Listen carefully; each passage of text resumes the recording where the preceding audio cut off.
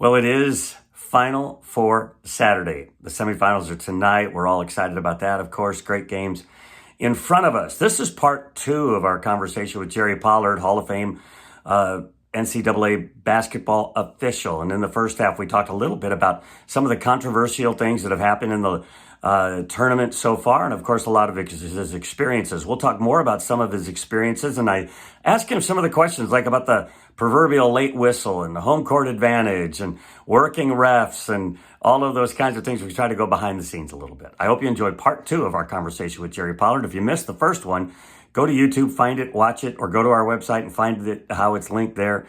Appreciate every time you join us. Enjoy this conversation with Gerry Pollard. The proverbial late whistle. The fans are constantly, even the announcers. Oh, that's a late whistle. Tell me if I have this right, because I've talked to other officials about this. Gerry Pollard's going up for a shot, and maybe I hit him. I probably hit him a little bit, but it goes in, and the referee is going to kind of let it go because it didn't alter the issue. He waits, the ball doesn't go in, and that's when he blows his whistle. Love it. That's what I've heard from other guys. Is that the right thing? SPW. Slow, patient whistle. There you go. Okay. If we blow on contact, and you think about this when you're watching games this weekend, if you see an official blow on contact, he's blowing too fast. Because we want to let the play start. We want to let the play develop, and we want to let the play finish. And we don't want to put a whistle on a play during the start and the developing process. We want to wait till that play's over, and it's not refereeing the result of the play. We want that play to get finished and then make a decision as to whether we should put a whistle on it. Okay? Now, and I'm getting into refereeing 501 here. Yeah, this is high-level stuff. Yeah, but if there's a dribble drive to the basket, the guy underneath the basket is the primary official. He has responsibility for the secondary defender if he slides over to try to take a charge and the restricted area comes into play. He's got 9 million things to look at, okay? And that's why sometimes you'll see one of the outer guys come in with a whistle. And if those guys, those outer guys, which we call their secondary area of responsibility, if they blow on contact, and they do that all night, we're going to have a bad game. Okay? So that's why we teach slow, patient whistle. I would rather our guys be slow and right than early and wrong. Yeah. And when I tell that to coaches, they buy into that because they know that stuff is going to even out to their advantage somehow, some way. Is there truly a home court advantage as it pertains to referees? That's everybody believes that. I've been listening to that stuff at Allen Fieldhouse for years, but if people go back and look at the records, Bill Self's only lost like 20 games there, and Gerry Pollard's refereed 8 of them, and John Higgins has refereed 7 of them, and we are considered homers there at KU. But hell, I even refereed the game when Oral Roberts beat him. So come on. And Scott Sutton at the end of the game with 20 seconds to go. Gerry, I know we're not supposed to win. We're not supposed to win. Don't let that happen. And I crack up and I give him trouble about that all the time when I see him. But I can't speak for everybody, Harry.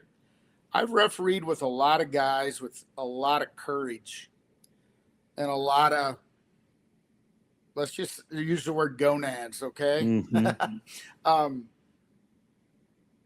You hear people talk about Ted Valentine, and the coaches go, hey, if Teddy's on my game on the road, I have no problems. If John Higgins is on my game on the road, I'm not worried about it. And then there's other guys that have nicknames, and I'm not going to mention any name, but, bring them home Joe or something like that. And you wonder that stuff kind of follows guys a little bit. There's so much scrutiny now, and there's so many cameras, so much Twitter and all that stuff. We can't. I don't want to use one word. cheat, because I've never seen a referee actually cheat, I don't think we can favor any one team because there's so much scrutiny. Yeah. And we're making so much money now at this level. I mean, even Division II, my Division II guys are getting paid next year, getting paid $350 to work a game in Maryville. Nice. So if any of you guys want a referee or women want a referee, come to my camp and we'll work something out. But I got to become a ref. I mean, so it's such a business that, and nobody wants that reputation. I want that reputation of when I'm out there and that visiting coach walks on the floor and he looks over there and goes, "Oh, whew, Jerry's here tonight. I'm going to get a fair shake." That's what I want. Right. Because honestly, that's what he's going to get. So I'm kind of a numbers nerd. So for about 3 years in a row, I wrote down every referee that officiated a Missouri Valley game and kept track of how many fouls their crew called home and away for every Valley game for about 3 years. And there was negligible numbers for the home team, which did you publish that somewhere? Because I think I've seen it. I put it out one time. Yeah. Okay. And so, yeah, I did a whole article like, is so-and-so a hanging judge or a, whatever. And so like, who's calling the most fouls? And so it was fun to do. My name was in that article. I think. Yeah, you were in there. And so what is home teams typically win. And so you also know often the visitors are going to have a few more fouls because they're losing. I mean, so causality isn't always, the reality, and so the referees calling more fouls aren't necessarily part of that. And I could not find real definable numbers that were greatly different.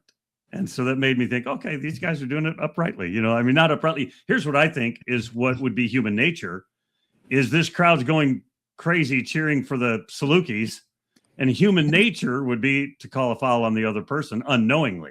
Like I could see that happening. But when I dug through the numbers, I just couldn't find it. No. And so it gave me great confidence in the Zebras in the Valley anyway. Well, I mean, there's games when I've walked in the locker room and it's like, I asked my partners, I'm like, do y'all think it was loud out there? And I had to ask myself that because I'm a rockhead. I'm a jughead. I mean, you could probably hit me in the head with a pipe and it ain't gonna hurt me. And you hit me in the shin, I'm gonna die.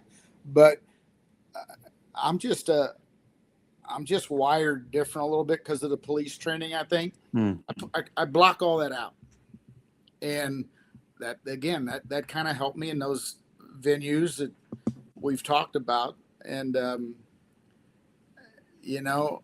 back in the day when 2008 when the Valley got 4 teams in the tournament and 2 went to the Sweet 16, and that year Bradley played. I can't remember who Bradley played out in Oakland in the Sweet 16, but I had the game after Bradley played, which happened to be Gonzaga and UCLA and Adam Morrison's last game. Wow! And you laugh, and I say this, and I've told this story a couple times. Going to Bradley back in those days when the place was packed, and I mean they got after you, and it just happens, right? And I was so proud and happy to work that UCLA Gonzaga game and walk out on that floor and let all those Bradley fans see me working a Sweet 16 game. And I'm like, yeah, take this. I deserve this. I got picked to work this game. And again, I guess that's human nature of us.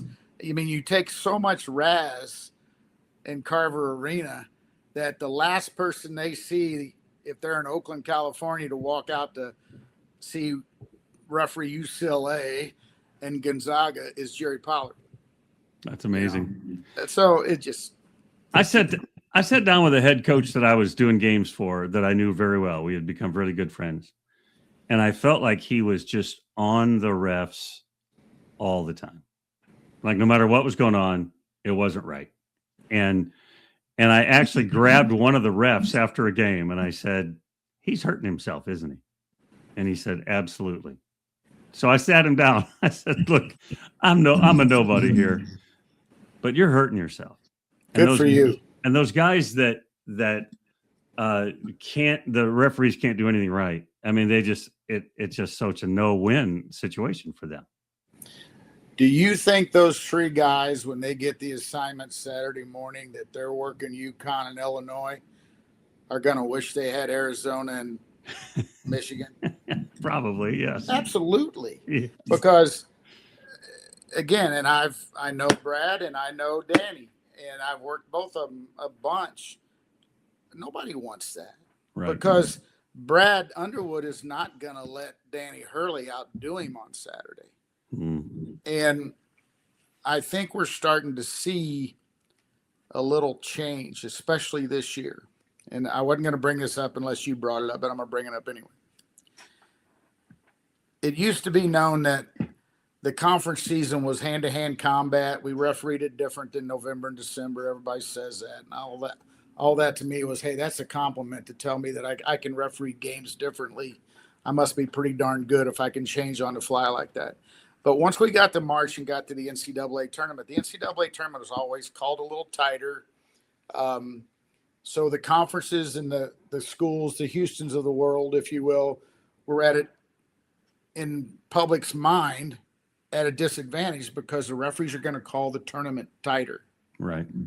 I don't think that's happened this year. It has not happened for sure. It's been very, very, very physical. And I have theories on that, but I'm going to leave it alone. Just probably keep my job, what I'm doing. There you go. And we can talk off record, and I'll tell you what I'm talking about. But well, I thought the same thing. I was in Chicago last week for the Sweet 16 round, and I was obviously here in St. Louis for the first weekend. And I just thought, wow, I mean, this is unbelievably physical. There's it's back 1980s NBA fighting and I just, to me, it uglies up the game a little bit, and it makes it changes everything about the way the game is going to go. And if that's what they want to do, that's what they want to do. But it's unbelievably different. And I didn't say this, and I should have, but the coaches used to behave better in the tournament. They haven't behaved this tournament. When you see Iowa and Florida, they're getting at each other. And you've got a kid that throws a punch. Let's call it what it was. Mm-hmm. You've got a kid that runs from the top of the key into the lane and just forearm shivers a guy in the back, and he goes flying out of bounds. And those two situations are not – there's no whistle. Right. There's two fouls there. Mm-hmm. And we don't have whistles. And then – you got the two coaches out of the box, screaming and yelling at each other, acting like knuckleheads, and nobody does nothing. Mm-hmm. So, and the sad thing is all three of those referees moved on. So it just bothers me that things are changing a little bit, and I don't want the people who care so much about this game and the fans to have to watch what they think is the game refereed one way in January and February, and then the tournament's refereed different. Yeah. I just want it to be consistent and let us go referee and do what we do best. And that's just call the game, take all the shenanigans out of it. But, and again, I think part of the reason is the stuff that I probably can't talk about right now, but, we got to do something different. So. Yeah, I agree. It's just too ugly. Let me ask you a couple of last questions. I've kept you on for way too long. Are there coaches that you enjoy refereeing their games more than others? And it might be because they're knuckleheads, or it might be because they're friendly, or it might be because any old reason. Are there guys that you enjoyed reffing their games more than others? I'm going to start with this. I don't know if you call it enjoyment, but Bobby Knight, Bill Self, those certain guys that demand us to be really good make me a better referee. Now the enjoyment comes in, and I'm going to go back to the Valley days because that's what most of the people are going to be familiar with. Listen, Barry Henson, I could referee Barry Henson all day long, every day. If every game I worked, Barry Henson was one of the coaches, I'd still be working. Not that he didn't have a little fire and what he would have a good saying for what it was in his pants, but such a professional, and got it from where we were coming from, and he could crack a joke. We all know how funny he is, but he could get after you. Go back to Geno Ford at Bradley. Oh my God, that guy, he was constantly cracking jokes over there. Brian at Wardle at Bradley now, a lot of people, he's hard, but John Higgins and Gerry Pollard and some of us, we worked his games at Marquette when he played. And I don't know if you've ever asked him this off the record or whatever, but I think there was a respect there because he knows we've been there and done that. Right. And he knows what kind of game he's going to get refereed, whether was at Wichita or Creighton or Southern or Evansville, or it didn't matter. He knew if Gerry Pollard and John Higgins and certain guys were on a game, he knew how the game was going to be refereed. So he didn't worry about that. You guys all do have reputations, and I don't mean good or bad, maybe good or bad, but you have reputations. They're going to ref a certain way. Because I've talked to certain coaches and they said, oh, well, going into this game, I knew we were going to have trouble because that ref calls it this way and we don't play that way very well. That kind of thing. And so it's interesting to me because you're humans, right? I mean, that's the reality is that you guys are all humans. You guys, I'll let you go after just one or two more. The travel from place to place, you're at Monday in Norman and you're at Tuesday in Creighton and you're on Thursday in Nashville. That can't be easy. And the wear and tear, how does that work for guys? You just talked about getting 2 new knees. It's probably why I'm sitting here in this chair.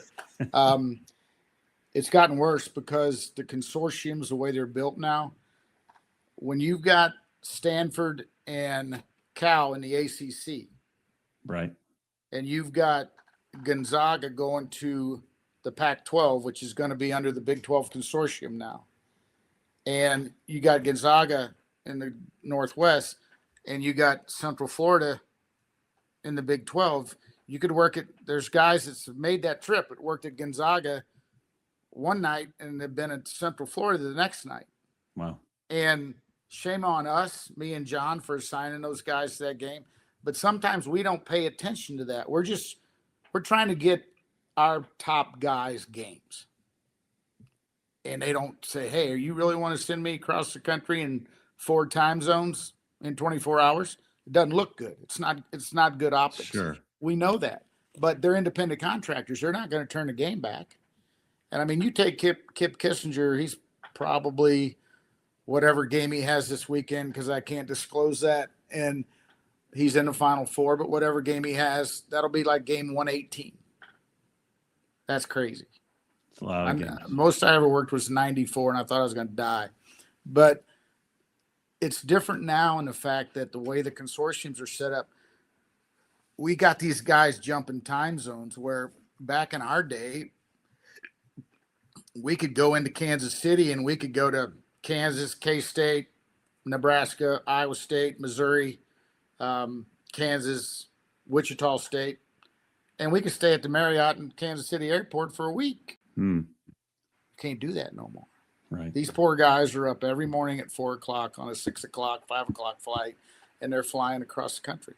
And they're independent contractors. They're not going to say no to these games, and but they're making a hell of a lot of money. I know that. Well, they're making good money, and I was speaking to that. Like, I know the Valley a number of years ago said, "Man, we got to up our game. We got to pay better. We got to get the better referees into our league," and that's just the way it is. You talked about getting your best referees work, and those leagues want those best referees. And so, yeah, there's money to be made, and good on the Valley to trying to prioritize that. Absolutely. I mean, I was looking. I've been looking for a spot here, and I've been on the verge of saying his name, and I didn't put him into places where I should have. But if we went this whole podcast and I didn't mention Ben Jacobson, I would have been mad at myself. But what a pro! Yeah, I can put Ben Jacobson right there with Barry Henson. I never teed Barry Henson. I teed Ben Jacobson once for running down the sideline at me. And later on, he told me, he says, you know what? I didn't think you'd do that to me. And I said, well, I didn't think you'd do what you did to me. And he stopped right in his tracks and he goes, I didn't think about it like that. So Ben Jacobson never ran at Gerry Pollard again, and I never teed him again. sure. And we got along great. And I mean, we talk a lot. We text a lot. He's got a play. He didn't like it. Hey, what do I need to do different on this play, whatever. And it's going to continue with him at Utah State. But I just think, I kind of lost track of where our question was, but I would have been remiss if I'd have mentioned Ben. And if you can help me get back on track with what you asked, that'd be all right. But, oh, we were just talking about the travel and the different things that the referees have to go through. Yeah, Jake is one of my favorite guys. I mean, we're going to miss him in the Valley in a big, big way. Valley is going to miss him. But I'm telling you, Kyle Green was a home run sign for them. They got him, and I think that's going to be great for them as well. He did say he wasn't going to wear no medium shirts. No, that's right. All those weightlifters at Iowa State. Yeah. I think it's hilarious. Before I let you go, I should just say thanks. As a fan, broadcaster, reporter, etc., you talked about coaches knowing they're going to get a good game out of you, and as a fan, reporter, etc., we knew that too, right? I'd see you come on the floor. The game's going to be good. This game's going to go right. As a citizen, all the years you put in as a police officer, we just owe you so much and super appreciate, all that stuff you did both professionally in those two arenas, because you are a benefit to us. Like we're, in the same region here. And so really appreciate who you are and what you've done. Well, you don't know how much that means to me, and to be able to do this and to have the Valley community get to know Gerry Pollard a little bit, even though it doesn't matter anymore because I'm not going to get yelled at. But, there was some times when I went into some places and, it was even to the point where one time it cost me, and you'll remember this, but it cost me the Valley Championship game. It was December the 20th, and I can't remember the year, but December 20th is my daughter's birthday, and I shouldn't have been in Bloomington refereeing. I should have been home. Shame on me. But she did give me permission as long as she got to spend my check, and she was like 11 years old when it happened. But Tim Jankovich was playing Arkansas Little Rock, and it was a year of the elbow rule. And we had an elbow play come in. Jake lost his mind, didn't know the rule, and I ended up ejecting him. I don't know if you remember that. But and he had a really good team. He had Osiris or whatever. Yeah, they were really good. Yeah, they were really good. And he was worried about losing his job. And that thing blew out of proportion. And I ended up getting moved off all the Illinois State games because I was a security risk going to Bloomington. And what people don't know is Jank come in after the game and apologized to me and said, brother, I'll take you anywhere, anytime, any place. But that didn't get to the president of Illinois State or the AD or to Doug or to Eddie or to anybody. And I'm not going to tell him. That's between me and Jake. Sure. So I look back, and a lot of people there in Illinois State really had a bad taste in their mouth about Gerry Pollard. And we're human. That bothered me. Sure. Still bothers me. The whole Odom thing in Indiana State bothers me. Dealing with Marshall and all the shenanigans in Wichita. He was pretty fun, crazy. But, man, that was hard stuff. But the Missouri Valley made Gerry Pollard be able to move on to bigger and better things, conference-wise, Power 5 things.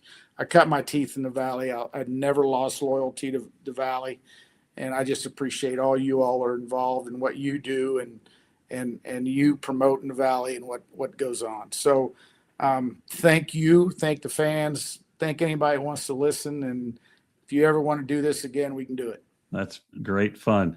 I'll tell you my only coaching versus referee story in my entire life. I'm coaching middle school basketball. My team is just getting beat up by the other team. I mean, we're losing, but my kids are getting beat up. And so it's halftime, and I walk over to the referee and I said, "Hey, listen, I watch TV, and they talk about how coaches are working the referee." I said, "How about I work you?" And he kind of smiles. He goes, "What do you mean?" I said, "Well, my kids are getting killed out there." And I said, "So I just wondered how I would go about working you." And he goes, "You did just fine, coach. Thanks." And we got a few more calls the second half, and so it just, but I think that interplay, that relationship, coach to referee, I would love for that to be mic'd up sometimes for fans to be able to pick up some of that stuff that they would have to edit, of course, but to hear some of the interplay that would be revealing in a fun kind of way. Yeah, that would be entertainment at its best. And if I can tell one more quick story, I'd love it. Tom O'Neill Sr., who refereed a zillion games, and we called him Benjamin Buttons because he just wouldn't go away. And then Curtis Shaw, for those of the people in the Valley who knew Curtis, he was just, we called him Mr. Grumpy.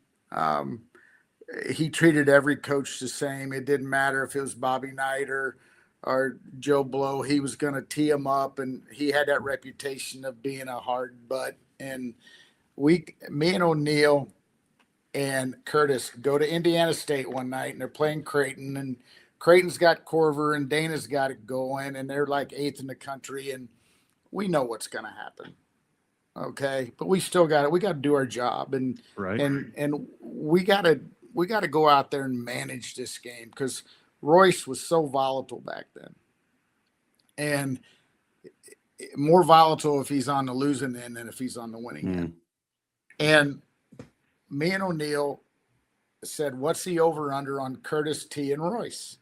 And we had this little thing going on. And I said, "I bet it's going to happen before the 12-minute media mark in the first half." And O'Neill said, "I'm going to take the 16-minute media." I'm like, "Well, it ain't going to happen that quick." And we didn't tell – Curtis hadn't worked the Valley much. We didn't tell him much about Royce. We kind of left him on an island because he wouldn't have helped us either. So screw him, So we threw the ball up, and Curtis is U2, and Creighton tips the ball back, or they tipped it forward, and it goes down towards the Indiana State's line.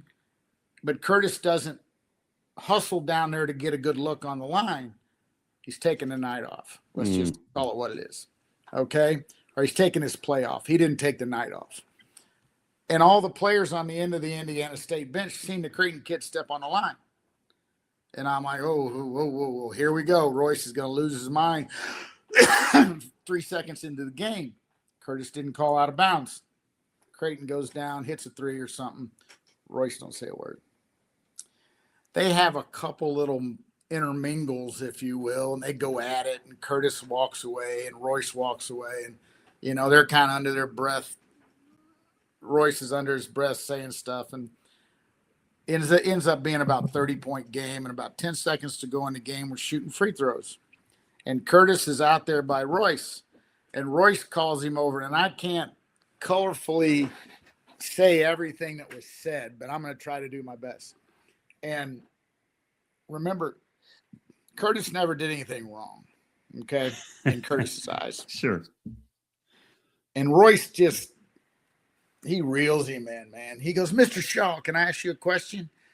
And Curtis goes, "Yeah, sure, Coach. What's going on?" He goes, what can I do for you?" He goes, "You're working how many these leagues you're working? You're working almost every league in the country." Well, now Curtis sticks his chest out. Yeah, I'm working the Big 10, SEC, Big 12, blah, blah. Names all these leagues, right? And Royce looks right at him. And there was not they weren't very good, so there wasn't very many people in the Holman Center. But Royce goes, well, Curtis, you work all those leagues. Do all of them think you're as big as